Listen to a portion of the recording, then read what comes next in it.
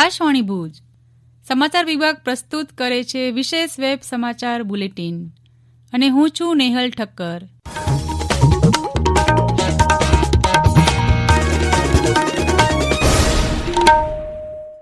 નમસ્કાર.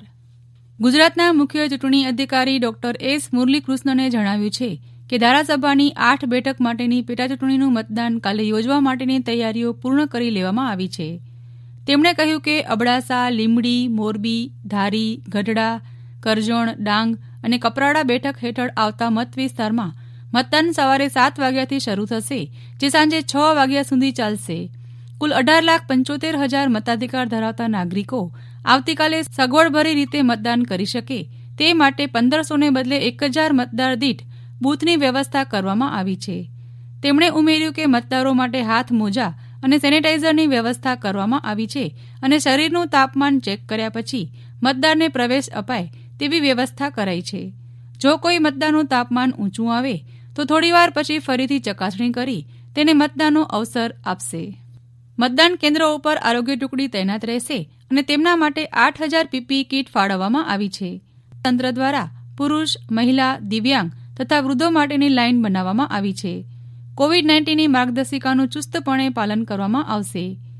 આ અંગે વધુ માહિતી આપતા કચ્છ જિલ્લા નાયબ ચૂંટણી અધિકારી શ્રી એમ.બી. પ્રજાપતિએ આ મુજબ જણાવ્યું હતું. અબડાસા વિધાનસભાની પેટા ચૂંટણી માટેની પૂર્વ તૈયારીઓ તંત્ર દ્વારા જોરશોરથી ચાલી રહી છે. આજે તમામ મતદાન મથકો ઉપર ચૂંટણી કામગીરીનો જે સ્ટાફ છે એ બપોર પછી મતદાન મથકો ઉપર પહોંચી જશે. એ પહેલા તમામ મતદાન મથકો જે છે એને સેનિટાઈઝ કરવાની કામગીરી આજે સવારથી દરેક મતદાન મથક માટે ચાલુ કરી દીધી છે. મતદાનનો જે સ્ટાફ છે એ ત્યાં નાઇટ હોલ્ડ કરશે. આવતીકાલે સવારે 7 વાગ્યાથી મતદાન ચાલુ થશે. તમામ મતદાતાઓને મારી નમ્ર અપીલ છે કે તેઓ પોતાના મતાધિકારનો અચૂક ઉપયોગ કરે. કોવિડ ગાઈડલાઈન મુજબ ચૂંટણી પંચની જે સૂચનાઓ છે એ મુજબ તમામ મતદાન મથકોએ સામાજિક અંતર જાળવવા માટે લાઇનમાં ઊભા રહેવા માટેના કુંડાળાઓ કરી દેવામાં આવ્યા છે. મતદાન મથક ઉપર 3 લાઈનો હશે, એક પુરુષોની લાઈન, એક સ્ત્રીઓની લાઈન અને એક દિવ્યાંગ અને વૃદ્ધ જે મતદારો છે એમની લાઈન. એ પહેલા આપણે આરોગ્યની જે ટીમો છે એ દરેક મતદાતાનું હાથમાં સેનિટાઈઝરથી અને હાથ સેનિટાઈઝ કરાવશે. તમામને એક હાથમાં હેન્ડ ગ્લવ્સ આપવામાં આવશે. એનું થર્મલ ગનથી ટેમ્પરેચર ચેક કરવામાં આવશે અને જો ટેમ્પરેચર વધારે માલુમ પડે તો એને એક અલગ રૂમ જે એના માટે વેઇટિંગ રૂમ બનાવ્યો છે ત્યાં બેસવા માટે એને કહેવામાં આવશે અને એનું મતદાન સાંજે 5 થી 6 દરમિયાન એનું મતદાન કરાવવામાં આવશે. તમામ મતદારોએ આ અંગે ઘરેથી નીકળતા પહેલા માસ્ક અચૂક પહેરવા માટે અને ઓળખના જે પુરાવાઓ કમિશને નિયત કર્યા છે એ પૈકીનો કોઈ પણ એક પુરાવો સાથે રાખવા માટે નમ્ર અનુરોધ છે. કોવિડની પરિસ્થિતિ છે, અમે અમારા પ્રયાસો કરીએ છીએ. ચૂંટણી પંચે આ વખતે સંપૂર્ણ તૈયારીઓ ગાઈડલાઇનને ધ્યાનમાં રાખીને કરેલી છે.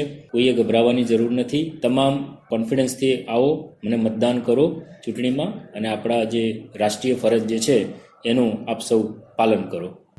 ભારતીય રેલવેએ ગત ઓક્ટોબર માસમાં 10 કરોડ 80 લાખ ટન માલસામાનનું વહન કર્યું, જે ગયા વર્ષના આ જ સમયગાળાની સરખામણીએ 15% વધારો દર્શાવે છે.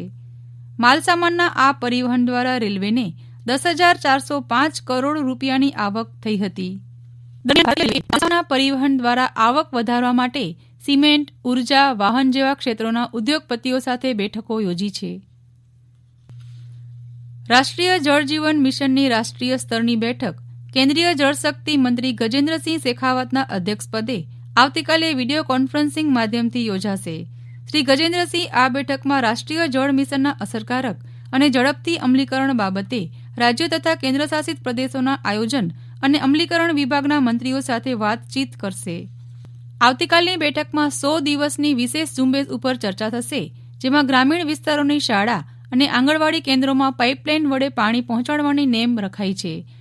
જળજીવન મિશન અંતર્ગત અત્યાર સુધીમાં ગ્રામીણ વિસ્તારોના 18 કરોડ 93 લાખ પરિવારો પૈકી 3 કરોડ 23 લાખ પરિવારોને પાઇપલાઇન દ્વારા પીવાનું પાણી આપવામાં આવ્યું છે અને બાકીના 15 કરોડ પરિવારોને આગામી 4 વર્ષમાં પીવાનું પાણી પાઇપલાઇન દ્વારા આપવાની કામગીરી હાથ ધરાઈ છે. માનવજ્યોત સંસ્થા ભુજ દ્વારા દીપાવલી પર્વ નિમિત્તે ગરીબોના ઝૂંપડે સાડી તથા મીઠાઈનું વિતરણ કરવામાં આવશે. માનવજ્યોત તથા શ્રી રામદેવ સેવાશ્રમના શ્રી પ્રબોધ મુનવર તથા સુરેશભાઈ મહેશ્વરીના જણાવ્યા મુજબ દિવાળી નિમિત્તે 500 શ્રમજીવી મહિલાઓને સાડીઓનું વિતરણ કરવામાં આવશે. શ્રમજીવીકોના 300 બાળકોને નવા વસ્ત્રો અર્પણ કરાશે તેમજ ગરીબોના ઝૂંપડે 500 બોક્સ મીઠાઈના વિતરણ કરવામાં આવશે.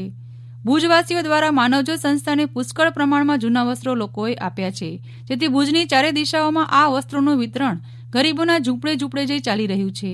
મજૂર ગરીબ અને શ્રમજીવી વર્ગ દીપાવલી પર્વ ખુશી અને આનંદથી મનાવી શકે તેવા હેતુ સાથે આ આયોજન કરવામાં આવ્યું છે. અનેક પરિવારો જૂના કપડાં માનવજ્યોત કાર્યાલય સુધી પહોંચાડી રહ્યા છે, જે જરૂરતમંદ સુધી પહોંચાડાય છે. વિવિધ દાતાશ્રીઓના સહયોગથી આ વિતરણ કરવામાં આવનાર છે. આ કાર્યમાં સહયોગ આપવા ઈચ્છતા દાતાશ્રીઓએ માનવજ્યોત કાર્યાલય ભુજનો સંપર્ક કરવા જણાવાયું છે. આ સાથે જ વિશેષ વેબ સમાચાર બુલેટિન પૂરું થયું. નમસ્કાર.